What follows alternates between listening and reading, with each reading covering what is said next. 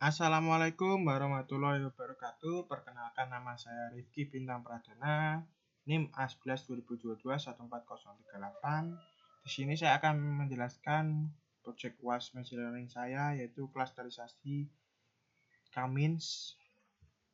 Di sini pertama kita terkait dataset, yaitu wholesale customer. Yang pertama kita import semua library. Kita load dataset, yaitu wholesale customer.csv. Maka akan tampil data seperti ini dengan data point 440 dengan kolom channel, region, fresh, milk, grocery, frozen, detergent, paper, dan delegation. Selanjutnya kita cleaningkan data, semua file bertipe integer, total 7, semua data bertipe integer, artinya tidak ada data yang hilang. Selanjutnya fitur engineering. Yang pertama kita cek fitur kategori region. Di sini total fitur region adalah 1 berjumlah 77, 2 berjumlah 47, 3 berjumlah 316. Selanjutnya fitur channel, yaitu channel 1 berjumlah 298, channel 2 berjumlah 142. Selanjutnya saya buat fitur engineering total spending dari data fresh, milk, grocery, frozen, detergent, paper, dan delegation. Selanjutnya fitur grocery percentage dari data grocery per data spending dikali 100. Selanjutnya ada perishable spending atau total makanan yang mudah basi dari data fresh dan milk plus delegation. Ini ada presentasi dari berbagai fitur. Saya buat juga ada frozen percentage, detergent paper percentage, fresh percentage, susu, delegation percentage, dan selanjutnya saya membuat fitur kategori pengeluaran, yaitu spending kategori. Jika spending kategorinya 0, maka labelnya low. Jika spending kategori 20.000, maka labelnya medium. Jika spending 40.000, maka high, dan 60.000 very high. Maka akan tampil data sebagai berikut. Spending kategori medium, medium, medium, medium, dan high. Selanjutnya di sini ada 16 fitur yang kita buat tadi bersifat float, kecuali perishable spending, dan juga ada yang kategori, yaitu spending kategori karena berbentuk dalam teks atau teks ya. Selanjutnya yaitu hapus fitur yang redundant. Di sini saya akan menghapus fitur yang redundant, yaitu grocery percentage, frozen, detergent, paper, fresh, milk, dan delegation percentage. Setelah dihapus maka akan dirapikan seperti data berikut.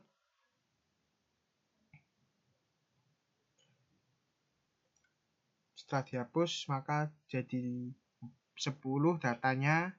Ada yang kategori 1, yaitu spending kategori. Kita cek dulu, cek kembali fitur.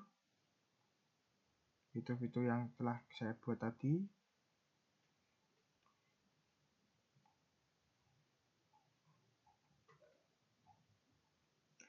Temuan pada data tersebut yaitu ada data yang outlier, yaitu data fresh, milk, grocery, frozen, detergent, paper, dan delegation. Maka saya akan mengambil keputusan yaitu untuk meremove outlier di atas ini. 1, 2, 3, 4, 5, 6.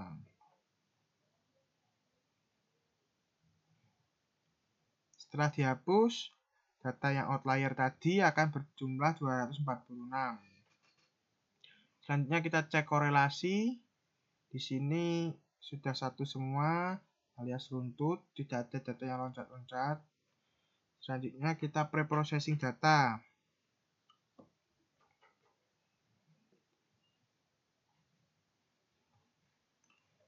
Pertama kita ubah data bertipe kategori angka menggunakan label encoder. Di sini yang bertipe kategori tadi adalah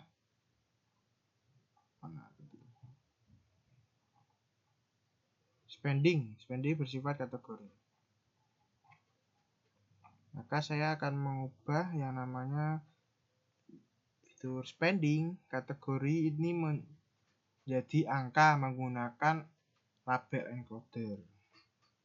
Setelah dirubah menggunakan label encoder, akan tertampil spending kategori berjumlah 2, yaitu berarti yang medium. Setelah diubah, maka yang bersifat kategori tadi, data type-nya berganti menjadi integer. Sudah integer semua. Oke, lanjut kita copy data agar file tidak rusak dan data tidak hilang agar bisa digunakan kembali nantinya. Oke, selanjutnya saya akan menghapus data yang tidak diperlukan. Saya di sini menghapus data channel dan juga region. Berikut tampilan yang sudah dihapus data channel dan regionnya. Selanjutnya fitur scaling untuk normalisasi data. Ini adalah file yang sebelumnya di scaling, ada berjumlah ribuan. Sekarang setelah di scaling akan menjadi 0, 2, minus 0, min 1, dan lain-lain. Tidak ada min 1, Oke, selanjutnya yaitu clustering tahap 1. Di sini diketahui bahwa untuk mengecek kesehatan cluster menggunakan Hopkins tag. Jika nilai kesehatan klasternya lebih dari 70% atau 0,7, maka data tersebut layak dipakai. Jika nilai di bawah sekitar 50 atau 60%, maka dianggap random, perlu dimensi reduksi. Jika nilai kurang dari 30%, berarti data tersebut tidak cocok untuk memakai k-means. Seperti contoh sparse data di bawah ini ya, sparse datanya. Nah, pertama kita calculating the Hopkins statistic. Di sini saya akan menjelaskan sedikit bagaimana fungsi Hopkins itu sendiri. Di sini ada inisialisasi variabel yaitu d, n, m. Fitur d ini, variabel d ini untuk jumlah fitur kolom pada dataset X. N ini adalah jumlah sampel atau baris dalam dataset X, dan m adalah jumlah sampel acak yang akan diambil. Di sini 0,1 atau 10%. Biasanya memang 10% kali jumlah M. Oke, selanjutnya di sini untuk mengambil sampel acak saya pakai random X dari range 0 sampai 1. Jika mendekati 1 lebih baik. Di sini untuk menghitung jarak ada UYD dan WYD itu UYD untuk menyimpan jarak nearest neighbor untuk titik acak di ruang fitur. WYD ada untuk menyimpan jarak nearest neighbor untuk titik dataset X, dan untuk setiap sampel acak J, UDIS ini untuk menghitung jarak dari titik acak dalam ruang fitur yang seragam, dan WDIS atau WDIS menghitung jarak dari sampel acak dalam dataset X. Selanjutnya untuk menghitung statistik Hopkins maka perlu perhitungan seperti ini. Dan jika H bernilai none, maka nilai tersebut akan disetting menjadi 0. Selanjutnya untuk cek Hopkins measure untuk berapakah kesehatan klasternya. Diketahui kesehatan klasternya 0,78 atau 78%, maka cukup baik. Maka data tersebut bisa dilanjutkan menggunakan clustering k-means. Dan untuk memvisualisasikannya saya memakai PCA.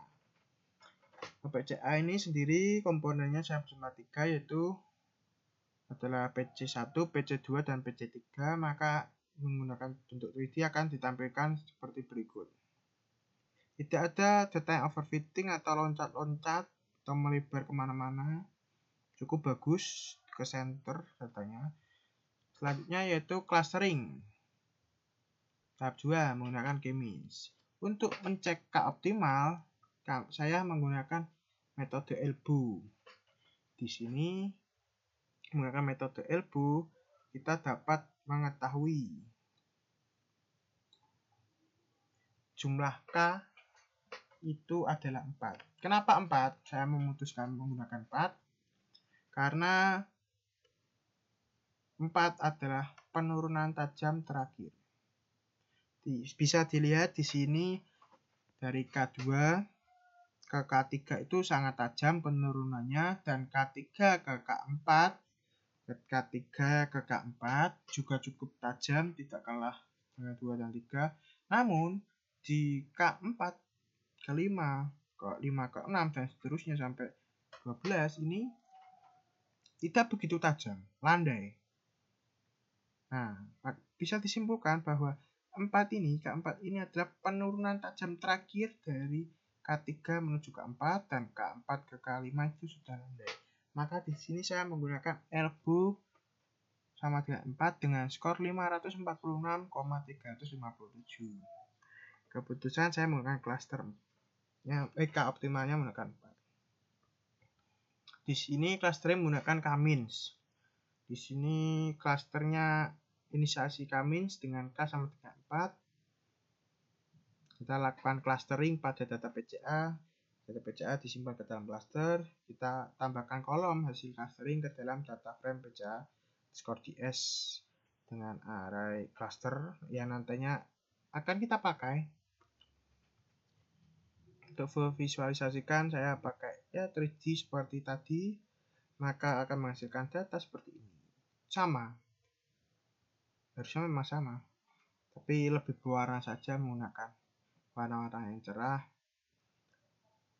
Maka di sini kita tampilkan untuk personal cluster ini cluster 0, PC1 0,0, 1 main 1,7, PC2 0,7 dan seterusnya.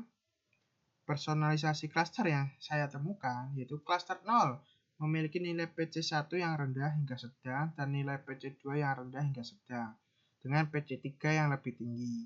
Cluster 1 memiliki nilai PC1 yang sangat rendah, nilai PC2 sedang hingga tinggi dan PC3 rendah. Cluster 2 nilai PC1 tinggi, PC2 rendah hingga sedang dan PC3 yang rendah. Cluster 3 PC1 dan 2 tinggi, PC3 sedang. Kita cek visualisasinya, visualisasi K-means clusteringnya seperti ini, sama seperti tadi, cuma mengecek saja. Selanjutnya yaitu evaluasi hasil. Hasil distribusi clustering adalah sebagai berikut. 0 di cluster 0 paling banyak yaitu hampir 90-an data. Cluster 1 hampir 60, cluster 2 hampir 50, dan 3 sama dengan 2 yaitu hampir 50 juga. Selanjutnya yaitu kita mencari pola cluster. Kita membandingkan antara perishable spending dan juga data total spending. Datanya perishable spending, datanya total spending. Kita bandingkan menggunakan PCDS cluster yang kita buat. Maka akan ditampilkan data seperti ini. Cukup runtut, tidak ada yang loncat-loncat, tidak ada yang melebar, tidak overfitting juga, cukup bagus. Selanjutnya distribusi cluster 0 paling banyak seperti data di atas juga. Selanjutnya yang terakhir yaitu profiling. Di sini kita melakukan profiling dengan variabel pelanggan berisi data-data yang telah saya buat sebelumnya. Ini datanya. Setelah itu kita tampilkan. Setelah kita tampilkan, maka akan terbentuk seperti ini. Yaitu ini profiling dari data channel seperti sirkuit. Selanjutnya data region seperti buah alpukat yang terbelah secara tidak sempurna ini. Terus ada fresh data, milk data, grocery data, data frozen, data detergent paper, data delegation, data perishable spending, dan terakhir yaitu spending kategori. Nah, kesimpulan dari data yang saya buat yaitu cluster 0 adalah pembeli yang hemat. Pengeluaran mereka rendah untuk sebagian besar kategori produk, terutama produk segar, susu, dan makanan yang mudah basi. Pengeluaran mereka juga relatif rendah. Klaster 1, pembeli grosir non-perishable atau grocery yang tidak mudah basi. Pengeluaran rendah untuk produk segar, susu, dan makanan mudah basi. Pengeluaran tinggi terutama produk non-perishable seperti deterjen, kertas, dan grocery lainnya. Klaster 2, pembeli seimbang. Pengeluaran sedang untuk semua kategori produk, pola pembelian yang seimbang antara produk yang mudah basi dan non-perishable. Klaster 3 yaitu pembeli yang boros ini. Pembeli besar, pembeli boros, semua dibeli. Yaitu pengeluaran tinggi untuk semua kategori produk, terutama produk segar, susu, dan makanan yang mudah basi. Total pengeluarannya yang sangat tinggi.